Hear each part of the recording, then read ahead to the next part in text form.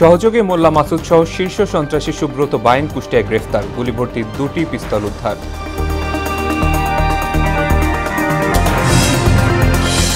মানবতা বিরোধী অপরাধে মৃত্যুদণ্ডাদেশ থেকে খালাস জামাত নেতা আজহার, রায় সন্তুষ্ট আইনজীবী ও দলের শীর্ষ নেতৃত্ব।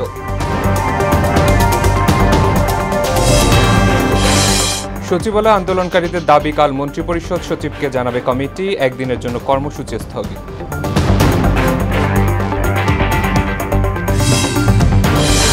এবং অর্থ পাচার ও সন্ত্রাসী কাজে অর্থায়নের নিরাপদ মাধ্যম হয়ে উঠেছে মোবাইল ব্যাংকিং, অর্থনীতির জন্য অশনি সংকেত বলছে টিআইবি।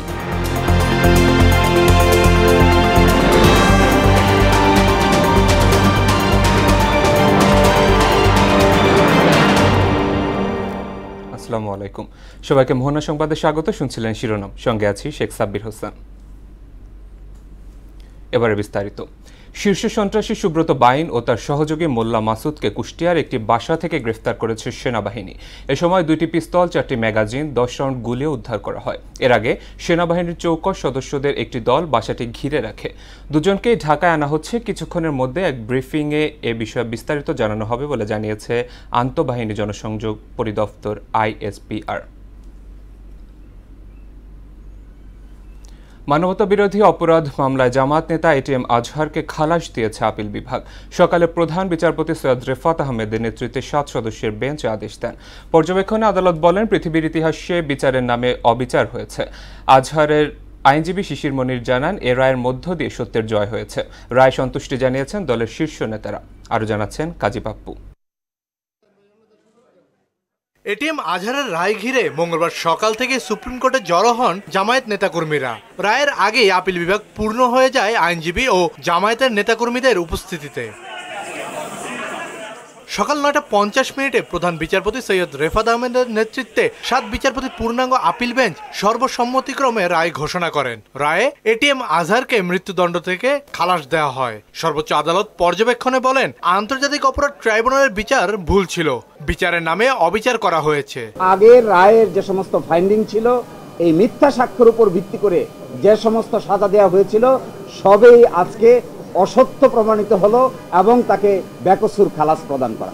যাদের সাথে অন্যায় করা হয়েছে, অবিচার করা হয়েছে, তাদের পরিবার, তাদের দল এবং এই দেশের মানুষ ন্যায় বিচার পেতে পারে। একদিনের মধ্যে ATM আজহারকে কারামুক্ত করার প্রত্যাশা আইনজীবীর।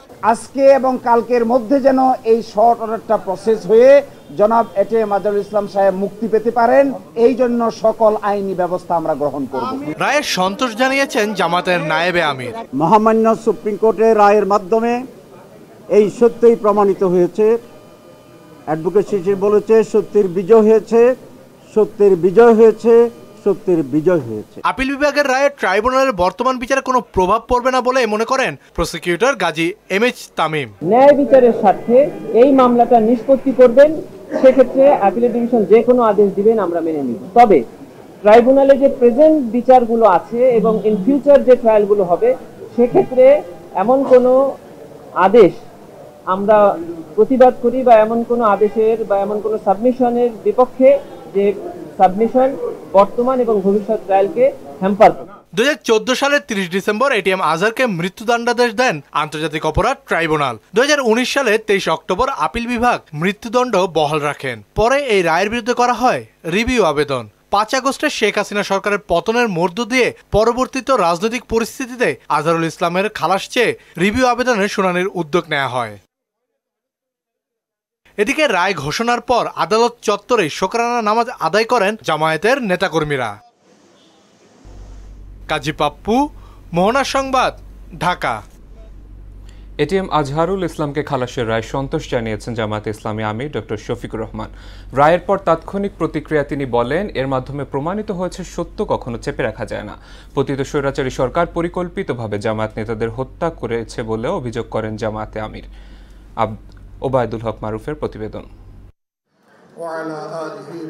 ATM আজহারুল ইসলামের মৃত্যুদণ্ডের রায় বাতিলের প্রতিক্রিয়া জানাতে ডিপ্লোমা ইঞ্জিনিয়ার্স ইনস্টিটিউশনে জরুরি সংবাদ সম্মেলন করে জামায়াতে ইসলামী। জনাব আজহারুল ইসলামের বিরুদ্ধে আনীত সকল অভিযোগ থেকে তাকে খালাস দেওয়া হয়েছে। দলের আমির ডাক্তার শফিকুর রহমান বলেন, আইনের তোয়াক্কা না করে জামায়াতের শীর্ষ নেতাদের খুন করতে সরকার ও বিচার বিভাগ মিলে ঠান্ডা মাথায় পরিকল্পনা করেছিল। ইন্টারন্যাশনাল কাস্টমারি যে ল আছে তাও ফলো করা হয়নি, আবার ডোমেস্টিক কাস্টমারি যে ল আছে এটাও ফলো করা হয়নি। সাক্ষ্য আইনকে বেমালুম দলিতমতিত করা হয়েছে। এর রায়ের মধ্য দিয়ে এটা পরিষ্কার হয়ে গিয়েছে, এটা ছিল ইচ্ছাকৃত নেতৃত্ব গণহত্যা। তারা ছিলেন স্থির চিত্ত, তারা ছিলেন ইমানের বলে বলিয়ান, তারা ছিলেন সত্যের উপর প্রতিষ্ঠিত। এই জন্য মহান আল্লাহর উপর ভরসা করে ফাঁসির তক্তার উপরে গিয়ে দাঁড়িয়েছেন, কিন্তু অন্যায়ের কাছে মাথা নত করেন। সত্য কোনোদিন চাপা থাকে না, তা আজহারের রায়ের মাধ্যমে পরিষ্কার হয়ে গেছে বলে মন্তব্য করেন তিনি। ব্রিটেনের উচ্চ আদালত তাদের রায়ে বলেছে এই মামলাগুলা ছিল, বিচারের নামে এই প্রহসন ছিল just genocide of the justice. দেশ সেবার সুযোগ পেলে প্রতিশোধ ও বৈষম্যের রাজনীতির অবসান ঘটাতে কাজ করার অঙ্গীকার করেন জামায়াত আমির। যদি এই দেশের সেবা করার দায়িত্ব আমাদের উপরে আসে, আমরা ইনশাআল্লাহ প্রতিশোধের রাজনীতির অবসান ঘটাবো, বৈষম্যের রাজনীতির অবসান ইনশাআল্লাহ ঘটাবো। ওবায়দুল হক মারুফ, মোহনা সংবাদ, ঢাকা। দেশকে গণতান্ত্রিক ধারায় ফেরাতে অন্তর্বর্তী সরকারের দৃশ্যমান কোনো পদক্ষেপ নেই বলে মনে করেন বিএনপির স্থায়ী কমিটির সদস্য আমির খসরু মাহমুদ চৌধুরী। আর সরকার কার কান কথায় নির্বাচনী রোডম্যাপ দিচ্ছে না এমন প্রশ্ন রেখেছেন চেয়ারপারসনের উপদেষ্টা জয়নুল আবেদিন ফারুক। রাজধানীতে আলাদা অনুষ্ঠানে তারা এসব কথা বলেন। তানজিদ ভুঁইয়ার প্রতিবেদন। অন্তর্বর্তী সরকারের 10 মাস গণতন্ত্র জাতীয় নিরাপত্তার প্রশ্ন শীর্ষক আলোচনা সভার আয়োজন করে গণতান্ত্রিক রাষ্ট্র পরিষদ। এতে বক্তারা দেশকে গণতান্ত্রিক ধারায় ফেরাতে দ্রুত জাতীয় নির্বাচন প্রয়োজন বলে মন্তব্য করেন। আমরা সব রাজনৈতিক দল, সিভিল সোসাইটি, আদার্স স্টেক হোল্ডাররা যদি আমরা বলি যে কি সমস্যা নির্বাচন নিয়ে, অবাধ নিরপেক্ষ বিশ্বাসযোগ্য নির্বাচনের জন্য মানুষ অপেক্ষা করছে, সেই নির্বাচনটা ওনারা দায়িত্ব নিয়ে সম্পন্ন করবেন। সংস্কারের নামে নির্বাচন পেছানোর কোনো সুযোগ নেই বলে মন্তব্য করেন বিএনপির স্থায়ী কমিটির সদস্য আমির খসরু মাহমুদ চৌধুরী।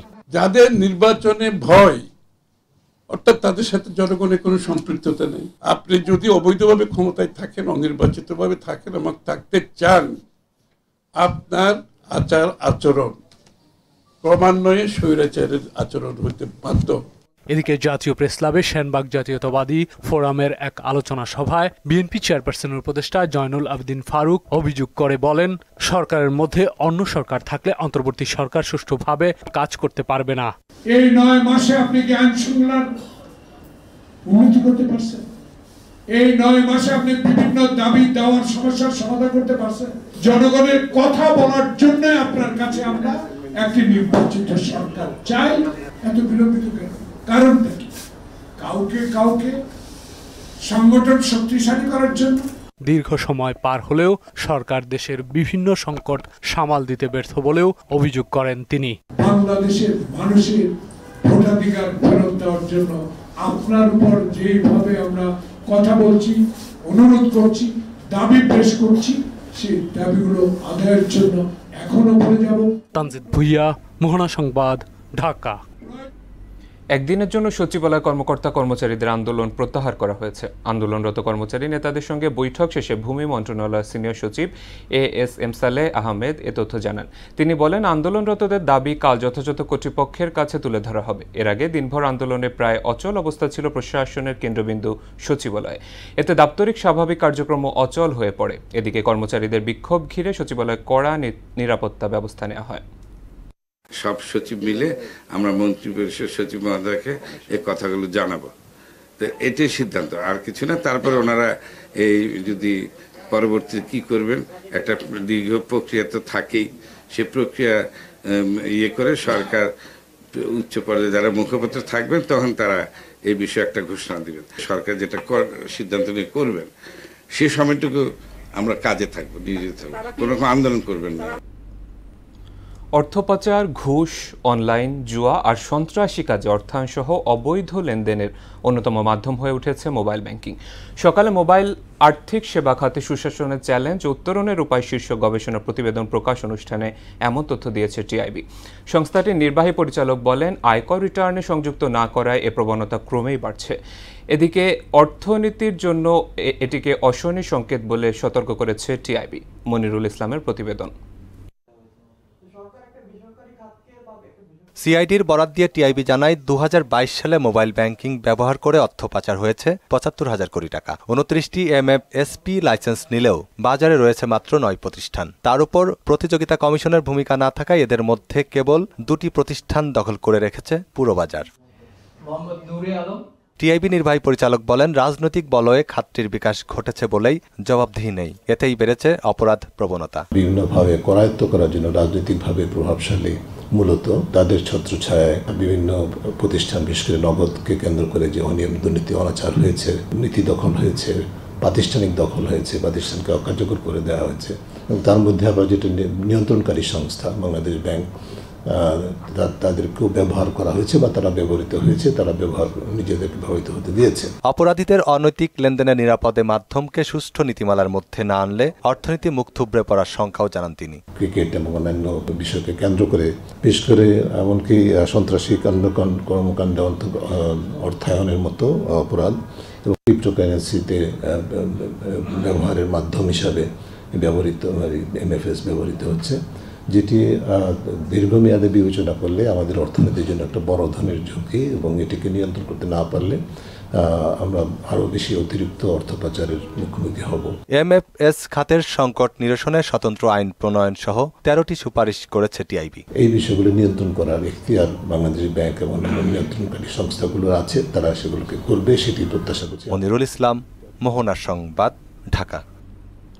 ৬টি দুর্বল ব্যাংকের একীভূতকরণের আগে সরকার সেগুলো অধিগ্রহণ করবে বলে জানিয়েছেন বাংলাদেশ ব্যাংকের গভর্নর আহসান এইচ মনসুর। বলেন, এতে সাধারণ আমানতকারীদের আতঙ্কিত হওয়ার কিছু নেই, কারণ অধিগ্রহণের পর ব্যাংকগুলো আরও শক্তিশালী হবে। দুপুরে কেন্দ্রীয় ব্যাংকের এক সংবাদ সম্মেলনে গভর্নর বলেন, কোনো ব্যবসায়ী প্রতিষ্ঠানের ব্যাংক অ্যাকাউন্ট জব্দ করা হচ্ছে না। অন্য জায়গায় হাঁটলে হয়তো গতিশীলতা এতখানিও পেত না, সেটা যাতে আমরা আরো আগে দ্রুত করতে পারি, সেই জন্য আমরা এই দায়িত্বটা নিয়েছি। দায়িত্ব আমাদের নয়, তো আমরা চেষ্টা করব সবাইকে নিয়েই এটা করতে, কারণ আমরা তো কোর্টে কেস ফাইল করবো না। কেস তো ফাইল করবে দুদক, কেস তো ফাইল করবে সিআইডি, আমরা তো করবো না। দীর্ঘ ৩৫ বছর পর কাঁচা চামড়া রপ্তানিতে নিষেধাজ্ঞা প্রত্যাহারের সিদ্ধান্তকে আত্মঘাতী বলছেন খাত সংশ্লিষ্টরা। এর ফলে সাভার ট্যানারি পল্লীতে ১০,০০০ কোটি টাকার বিনিয়োগ হুমকিতে পড়বে বলে জানান leather goods and footwear exporters অ্যাসোসিয়েশনের প্রধান এম.এ. রশিদ ভুইয়া। রেজা খানের রিপোর্ট। ১৯৯০ সালের আগ পর্যন্ত লোম ছাড়িয়ে প্রক্রিয়াজাত কাঁচা অথবা ওয়েট ব্লু চামড়া রপ্তানি করা হতো। সাবেক প্রেসিডেন্ট এরশাদের আমলে কাঁচা অথবা ওয়েট ব্লু চামড়া রপ্তানি বন্ধ করা হয়। দীর্ঘ ৩৫ বছর পর ২৫ মে কাঁচা চামড়া রপ্তানির উপর নিষেধাজ্ঞা প্রত্যাহার করা হয়েছে বলে এক প্রেস ব্রিফিংয়ে জানান বাণিজ্য উপদেষ্টা শেখ বশির উদ্দিন। কাঁচা চামড়া অথবা ওয়েট ব্লু চামড়া সাময়িকভাবে যেটা বাংলাদেশ থেকে রপ্তানি নিষিদ্ধ তালিকায় ছিল, এই নিষিদ্ধ তালিকা থেকে আমরা তুলে দিচ্ছি। সরকারের এই সিদ্ধান্তে তোলপাড় শুরু হয়েছে শিল্প সংশ্লিষ্টদের মধ্যে। ১৩টি সংগঠন সাভার হেমায়েতপুরে সমাবেশ করেছে। সরকারের এই হঠকারী সিদ্ধান্তে লাখো শ্রমিক বেকার হয়ে পড়বে বলে ক্ষোভ জানান তারা। সব মেশিন পত্র কি করবো, কোটি কোটি টাকার মেশিন পত্র সব তো নষ্ট হয়ে যাবে, লেবার লক্ষ লক্ষ লেবার নষ্ট হয়ে যাবে, কামকাজ থাকবে না। ব্যবসায়ীদের সঙ্গে এই ধোঁকাবাজি দ্রুত বন্ধ করা না হলে দেশের চামড়া শিল্প বন্ধ হয়ে যাবে বলে আশঙ্কা জানান শিল্প সংশ্লিষ্টরা। এই প্রসেস যত পর্যন্ত না করবে তত পর্যন্ত কাঁচা চামড়া তো রপ্তানির কোনো প্রশ্নই আসে না। এটি শুধুমাত্র ব্যবসায়ীদের ধোঁকা দেওয়া। ব্লু করলে আর কি শ্রমিক অনেক বেকার হয়ে যাবে, মেশিনপত্র অনেক নষ্ট হয়ে যাবে। এই সিদ্ধান্ত বাস্তবায়িত হলে সাভারের হেমায়েতপুর ট্যানারি পল্লীতে 10,000 কোটি টাকার বিনিয়োগের কি হবে এমন প্রশ্ন তোলেন Bangladesh finished leather goods and footwear exporters অ্যাসোসিয়েশনের প্রধান উপদেষ্টা। আমাদের এখানে 10,000 কোটি টাকা বিনিয়োগ হয়েছে হেমায়েতপুরে, আমাদেরকে হাজারবাগ থেকে নিয়ে গেছে সাভারে। তাহলে আমাদের এই সমস্ত মেশিনারিজ কী হবে, আমাদের ইনভেস্টমেন্টে কী হবে? আর সবচেয়ে বড় কথা হলো এখানে কাঁচা চামড়াতে শ্রমিকের প্রয়োজন নেই, শ্রমিকেরা বেকার হবে, হাজার হাজার শ্রমিক বেকার হবে। দেশের বৃহত্তর স্বার্থে আত্মঘাতী এ সিদ্ধান্ত থেকে সরকারকে দ্রুত ফিরে আসার আহ্বানও জানান রশিদ ভূঁইয়া। যে সিদ্ধান্তটা দিচ্ছে সিদ্ধান্তটা অত্যন্ত আত্মঘাতী হয়েছে, তারা তাদের সিদ্ধান্তটাকে পরিবর্তন করবেন। রেজা খান, মোহনা সংবাদ, ঢাকা। কুড়িগ্রামের রৌমারী উপজেলার বড়াইবাড়ি সীমান্ত দিয়ে 14 জনকে পুশিন করেছে ভারতীয় সীমান্তরক্ষী বাহিনী বিএসএফ। ভোর 4টার দিকে 14 নারী পুরুষকে পুশিন ঠেকাতে বাধা দেয় বর্ডার গার্ড বাংলাদেশ বিজিবি। এ নিয়ে দুপক্ষের মধ্যে উত্তেজনা সৃষ্টি হয়। পরে বিজিবির পক্ষ থেকে পতাকা বৈঠকের আহ্বান জানানো হলেও বিএসএফ এর পক্ষ থেকে কোনো সাড়া মেলেনি। ফজর নামাজের আজান দিছে, আমি হিনায়া পাইছি 4টামান বাজে। আমার 14 জন মিলাই 14 জন মানুষ মিলাই মানে আমার হিন্দা পার করে দিছে। সীমান্ত পুশিনের প্রতিবাদ জানানোর পাশাপাশি ভারত সরকারকে যথাযথ প্রক্রিয়ায় বাংলাদেশি নাগরিকদের পাঠানোর আহ্বান জানিয়েছেন স্বরাষ্ট্র উপদেষ্টা জাহাঙ্গীর আলম চৌধুরী। রাজশাহী কারা প্রশিক্ষণ কেন্দ্রে ডেপুটি জেলার 14তম ব্যাচ ও কারারক্ষীদের 62তম ব্যাচের প্রশিক্ষণ কোর্সের সমাপনী কুচকাওয়াজ অনুষ্ঠানে তিনি এসব কথা বলেন। সীমান্ত নিরাপত্তায় কোনো ঘাটতি নেই উল্লেখ করে সশস্ত্র বাহিনী যে কোনো পরিস্থিতি মোকাবিলায় প্রস্তুত বলেও জানান স্বরাষ্ট্র উপদেষ্টা। সীমান্তে পুশিনের সংখ্যা বেড়েছে, এই জন্য আমরা প্রতিবাদও করেছি। বাট যারা আমাদের দেশি, আমাদের বাংলাদেশি, যেহেতু আমাদেরই ভাই, তাদের ক্ষেত্রে আমরা বলছি ভারতকে যে তোমরা প্রপার চ্যানেলে পাঠাও। সীমান্তে কোনো ধরনের নিরাপত্তার কোনো অভাব নেই, আমরা আমার জনগণ সম্পূর্ণভাবে নিরাপদ। আন্তর্জাতিক প্রসঙ্গ। ইসরায়েলি বর্বরতায় গাজায় আরও 81 ফিলিস্তিনি নিহত হয়েছে। এতে প্রায় 54,000-এ পৌঁছেছে প্রাণহানি। এদিকে যুক্তরাষ্ট্রের দেয়া যুদ্ধবিরতি প্রস্তাবে হামাস রাজি থাকলেও প্রত্যাখ্যান করেছে ইসরায়েল। হামাস নির্মূল না হওয়া পর্যন্ত হামলা অব্যাহত থাকবে বলে জানিয়েছেন প্রধানমন্ত্রী নেতানিয়াহু। এরই মধ্যে উপত্যকাটিতে 50,000 রিজার্ভ সেনা মোতায়েনের সিদ্ধান্ত নিয়েছে সামরিক বাহিনী আইডিএফ। ইশতিয়াক হোসেনের ডেস্ক রিপোর্ট। গাজা জুড়ে অব্যাহত রয়েছে ইসরায়েলি বাহিনীর নৃশংসতা। আল জাজিরা তথ্য মতে গেল 24 ঘন্টায় আরও 81 ফিলিস্তিনিকে হত্যা করেছে নেতানিয়াহু বাহিনী। এ নিয়ে গত 19 মাসের তাণ্ডবে 54,000-এ পৌঁছেছে প্রাণহানি। এরই মধ্যে উপত্যকাটিতে আরও 50,000 রিজার্ভ সেনা মোতায়েনের সিদ্ধান্ত নিয়েছে নেতানিয়াহু প্রশাসন। সোমবার রয়টার্সের এক প্রতিবেদনে জানানো হয়, যুক্তরাষ্ট্রের দেয়া যুদ্ধবিরতি প্রস্তাবে রাজি হয়েছে ফিলিস্তিনি সশস্ত্র গোষ্ঠী হামাস। নতুন প্রস্তাব অনুযায়ী যুদ্ধবিরতির মেয়াদ হবে 70 দিন। এই সময় 10 জিম্মির পাশাপাশি মুক্তি পাবে ইসরায়েলের কারাগারে থাকা বন্দীরা। এছাড়া যুদ্ধবিরতির দিন থেকেই নিঃশর্তভাবে ত্রাণ প্রবেশ শুরু করবে। তবে প্রস্তাব প্রত্যাখ্যান করেছেন প্রধানমন্ত্রী বেনিয়ামিন নেতানিয়াহু। জাতিসংঘের খাদ্য ও কৃষি সংস্থা বলছে, গাজার মোট কৃষি জমির 5% কম এখন চাষের উপযোগী রয়েছে। জাতিসংঘ স্যাটেলাইট সেন্টারের নতুন ভূস্নাতিক জরিপে এ তথ্য উঠে এসেছে। এদিকে প্রতীকী ভোটে জয়লাভের পর বিশ্ব স্বাস্থ্য সংস্থার সদর দপ্তরে প্রথমবার নিজেদের পতাকা তোলার অধিকার পেয়েছে ফিলিস্তিন। সোমবার বার্ষিক সম্মেলনে এ বিষয়ে প্রস্তাব উত্থাপন করে চীন, পাকিস্তান, সৌদি আরব সহ কয়েকটি রাষ্ট্র। পরে প্রতীকী ভোটাভুটিতে ফিলিস্তিনের অধিকারের পক্ষে সমর্থন দেয় 95টি দেশ। ইশতিয়াক হোসেন, মোহনা সংবাদ। শেষ করব মোহনা সংবাদ, যাবার আগে শিরোনামগুলো আরো।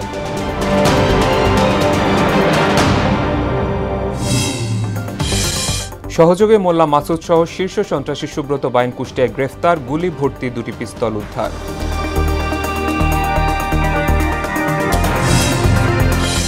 মানবতা বিরোধী অপরাধে মৃত্যুদণ্ডাদেশ থেকে খালাস জামাত নেতা আজহারের রায় সন্তুষ্ট আইনজীবী ও দলের শীর্ষ নেতৃত্ব।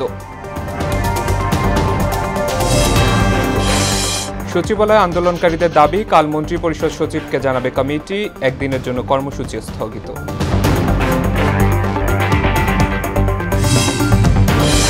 এবং অর্থ পাচার ও সন্ত্রাসী কাজে অর্থায়নের নিরাপদ মাধ্যম হয়ে উঠেছে মোবাইল ব্যাংকিং, অর্থনীতির জন্য অশনি সংকেত বলছে টিআইবি।